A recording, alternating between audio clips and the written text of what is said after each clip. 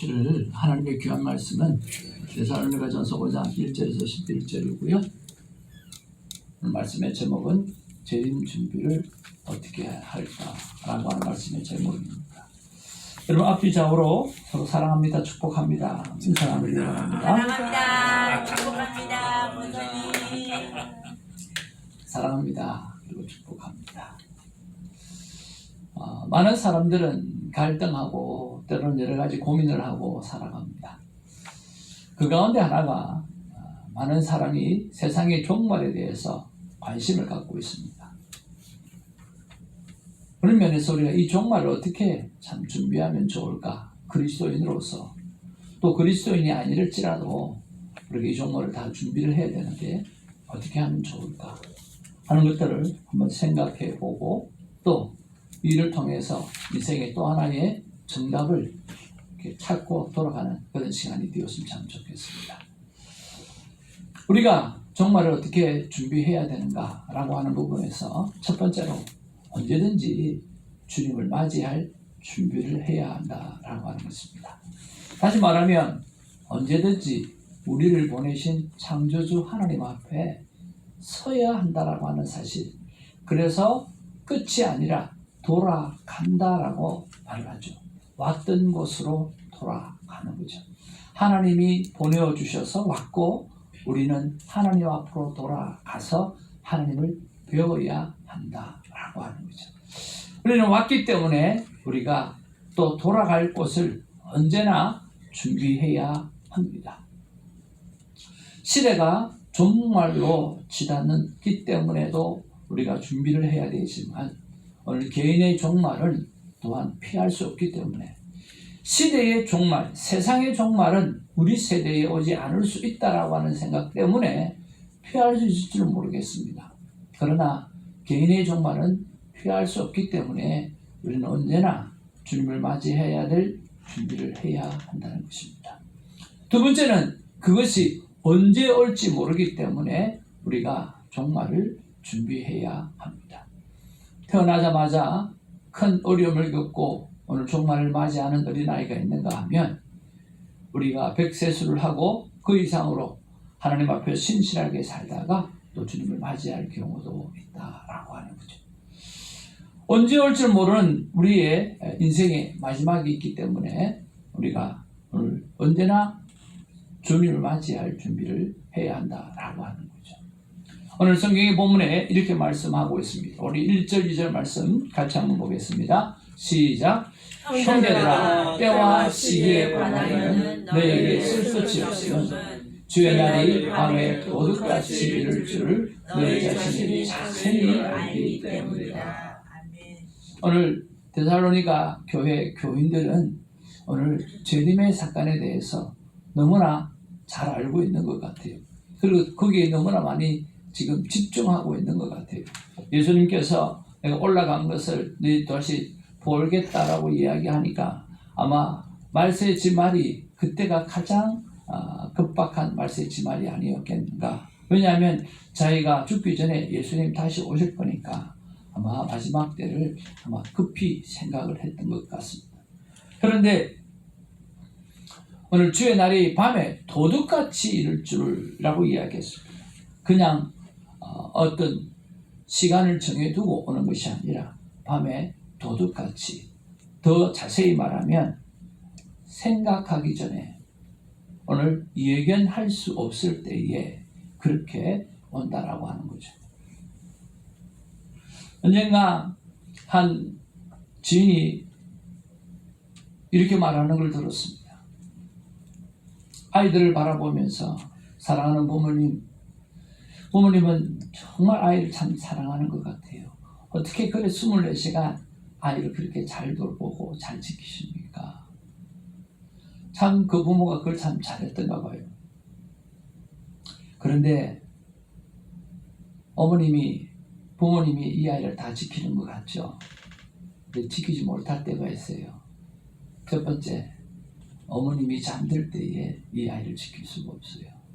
그런 거 보면 하나님이 이 아이를 돌보지 아니하면 누가 이 아이를 지키겠느냐고.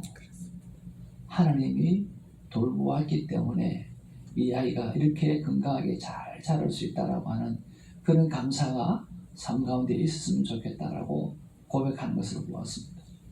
여러분 그렇지 않나요?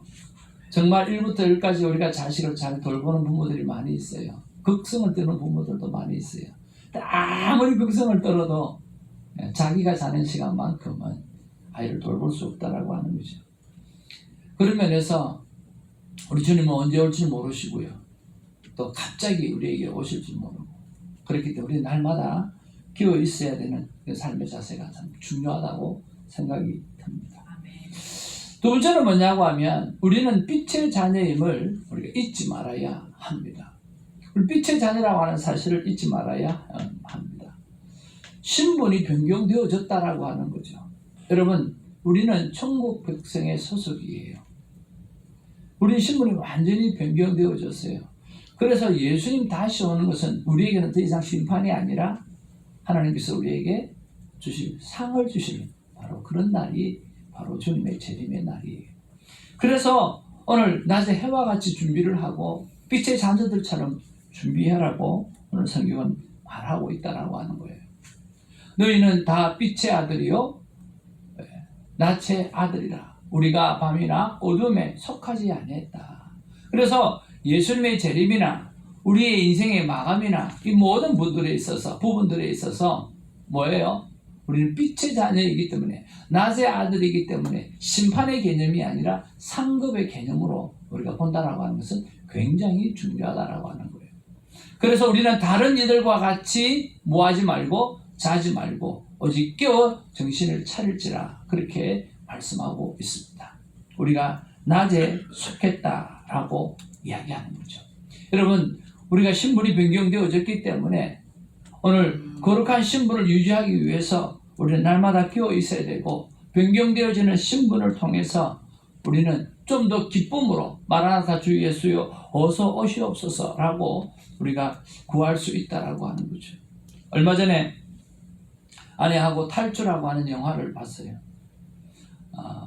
요즘 영화 가운데 가장 잘 나가는 영화가 뭔가 하고 찾아보니까 그때는 탈주라고 하는 영화가 제일 잘 나갔을 때였어요. 그래서 그 영화를 봤는데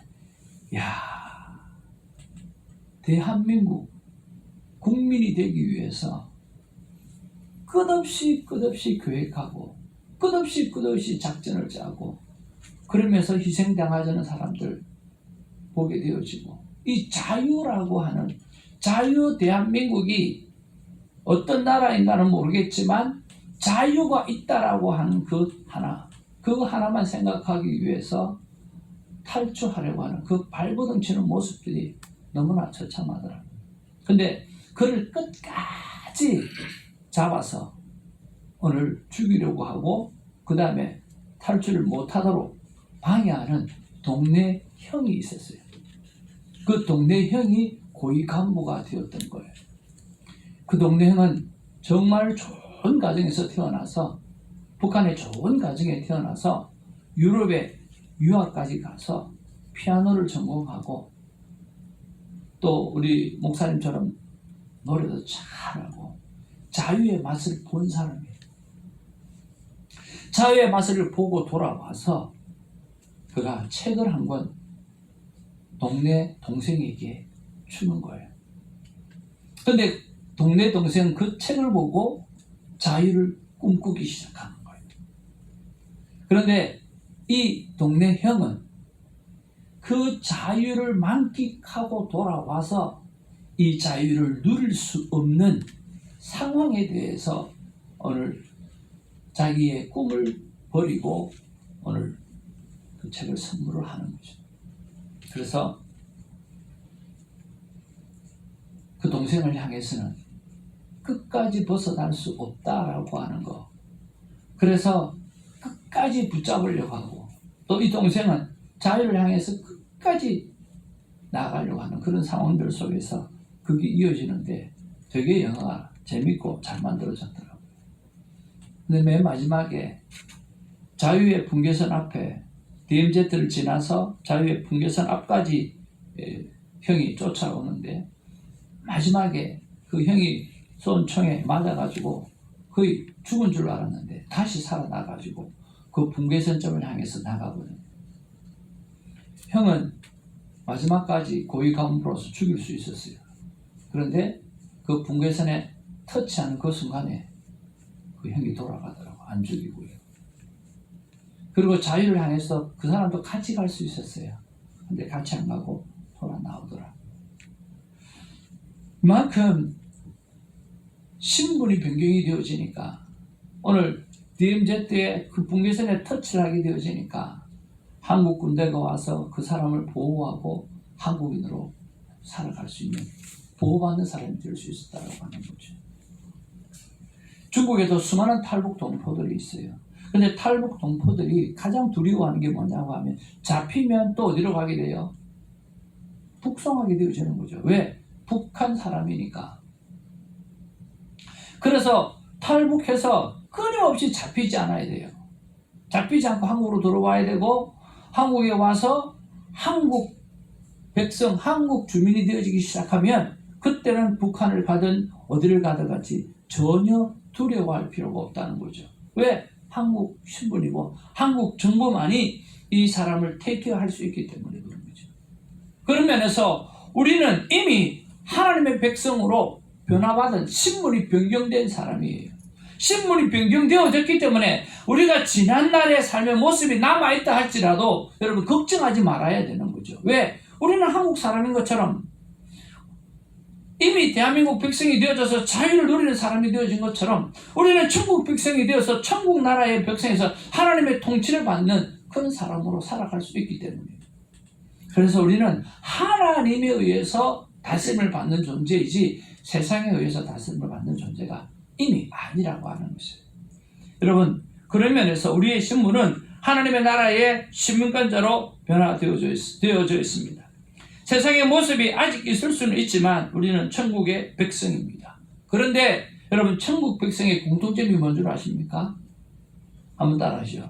거룩함을 추구하는 것. 거룩함을 추구하는 예, 천국 백성의 공통점이 있는데요. 그 공통점은 바로 거룩함을 추구하는 거예요. 하나님이 거룩하니 내가 거룩하니 너희도 거룩하라 라고 말씀하신 것처럼 우리가 왜 큐티를 하면서 우리가 왜 예배를 드리면서 다른 사람들 길티 필링을 많이 느끼고 세상의 사람들은 아이고 그거 좀 뭐 그럴 수 있지라고 하는 것들 우리는 왜 안 됩니까? 우리는 왜 절대 안 됩니까? 우리는 왜 절대 안 되죠? 거룩한 존재로 우리는 하나님의 백성으로 하나님의 방법대로 살아가야 되기 때문에 안 되는 거죠. 이철성 권사님께서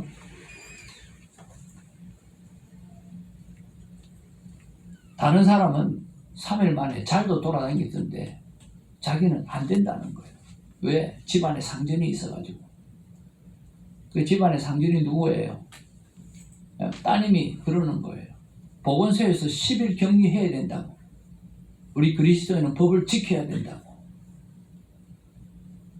목사님 이 상전을 어떻게 해야 되겠습니까? 짜증이나 죽겠습니다. 나는 예배를 드려야 되는데 상전 말을 들으세요. 그리고 인류의 평화가 참 중요합니다. 그렇게 이야기했어요.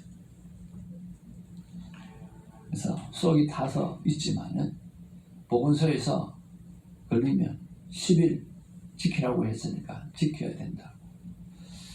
저는 그거를 보면서 신집사님도 3, 4일 만에 돌아다니고 나도 3, 4일 만에 10일은 안 되잖아요. 어쨌든. 하여튼 우리는 3, 4일, 5일 만에 강지처럼 돌아다녔는데 참 그 집사님께서는 정확하게 시기를 지키셔야 된다고 이야기하는 그런 모습을 보면서 참 그리스도인답다라고 하는 생각을 했어요. 맞습니다. 대충이 아니라 정직하고 정확하게 사는 모습들이 우리에게는 좀 더 필요하다는 생각을 해봅니다. 너희들은 종말을 기다리는데 다른 모습으로 기다려야 된다는 거예요.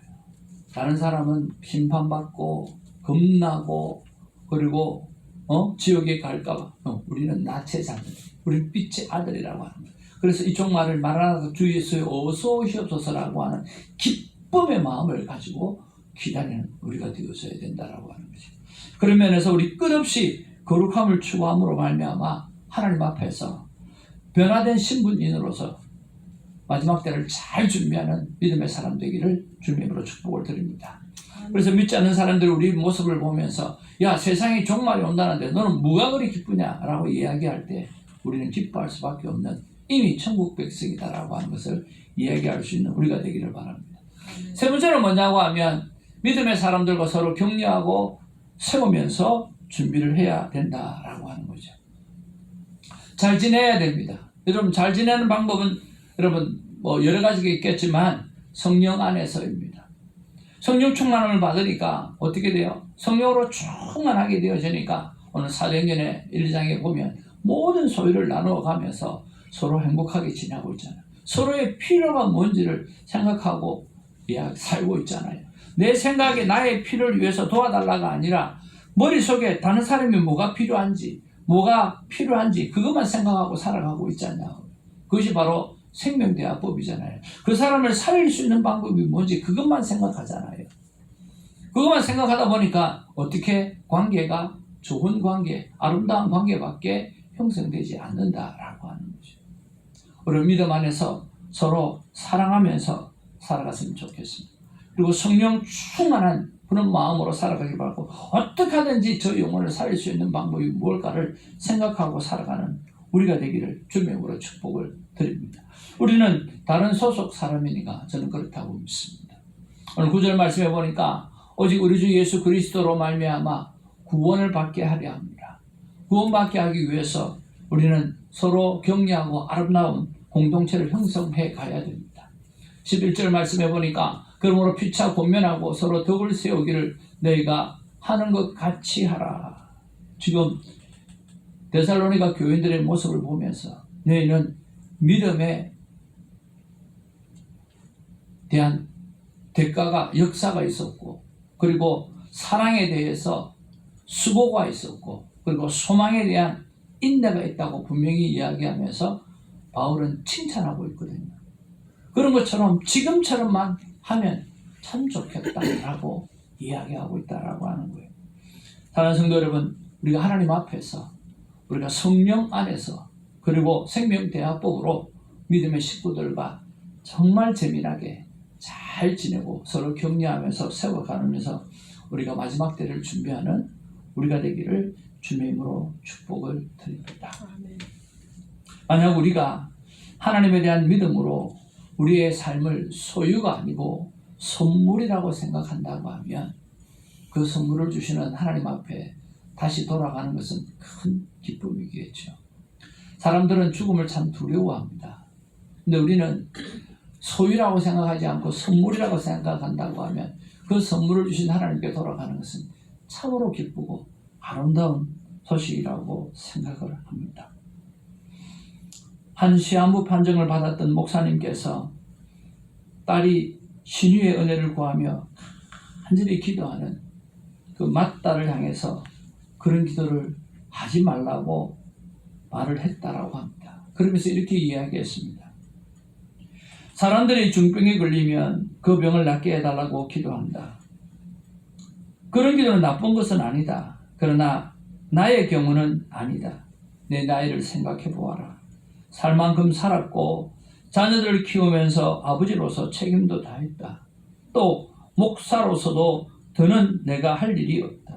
이제 정당한 의미에서의 이웃을 위한 봉사도 헌신도 복음 선포도 힘들다.